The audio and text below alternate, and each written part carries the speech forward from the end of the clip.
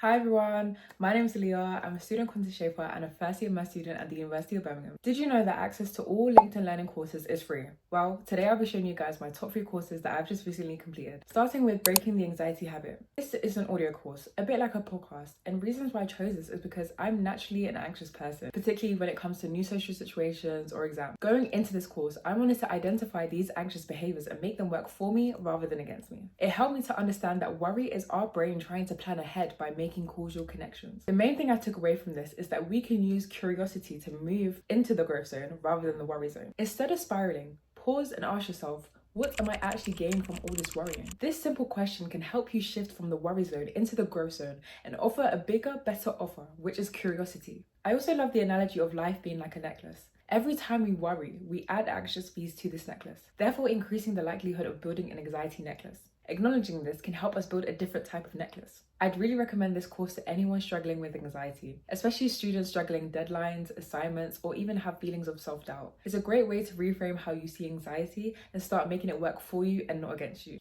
The next course is Budgeting in Real Life. As a student, I know it can be so overwhelming receiving a huge chunk of money from student finance and just not knowing what to do with it, how to manage your money and still make sure you can pay your rent, your groceries, savings, and still have some spending money left over. The course said the reason why a lot of budgets fail is because they don't actually reflect what you care about. So we should identify 5 to 6 core values that act as a decision-making filter to guide our spending. For instance, if you care more about your future and like retirement fund, things like that, then you put a higher percentage of your earnings into your long-term savings.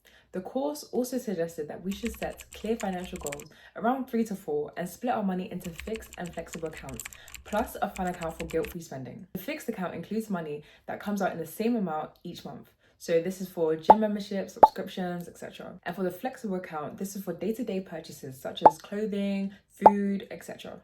One thing I didn't really think about when it comes to my finances is to identify any subconscious money beliefs and to determine whether or not they're serving me. So for instance, am I too frugal with money? Am I too stingent with money? Things like that, which can determine whether or not you stick to your budget long term. Another thing was to notice any triggers that lead to unnecessary spending. So for me, I noticed that I tend to impulse buy from discount emails, so I started unsubscribing from those. So I would recommend this course to any students who want to feel more in control with their finances and start building better habits earlier, especially if you're saving for something big like travel or any post-uni goals. Now the third and final course I took is called Wellbeing as a Habit. Tips and best practices. This felt really relevant, especially as a medical student. Medicine is emotionally and academically intense, so I wanted to build some sustainable habits for now and in the future. The course shared 26 tips, but here's a few that stood out to me. The first being to challenge all or nothing thinking and to learn to embrace the grey areas. The second being to replace negative permanent language like I always get this wrong or I never get this right with softer alternatives like I haven't figured out the solution just yet or sometimes I just don't get it right. Another thing is to build your support system intentionally. Write down who supports you, how, and where you might need some more support in your life. One other thing is reflection. Reflection is super important, especially as a math student, and this is how you can do it in 3 steps. Review, refine, and repeat. Review meaning just ask yourself what went well this week, what did you learn this week, and how can you improve for next week? Refine meaning making small and specific changes to your life. And repeat is how real habits are formed.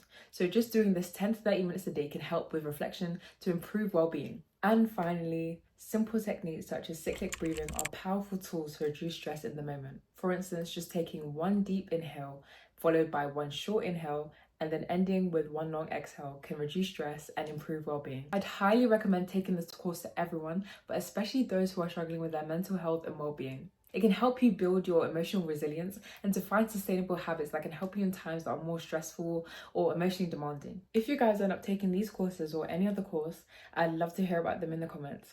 Thank you for watching.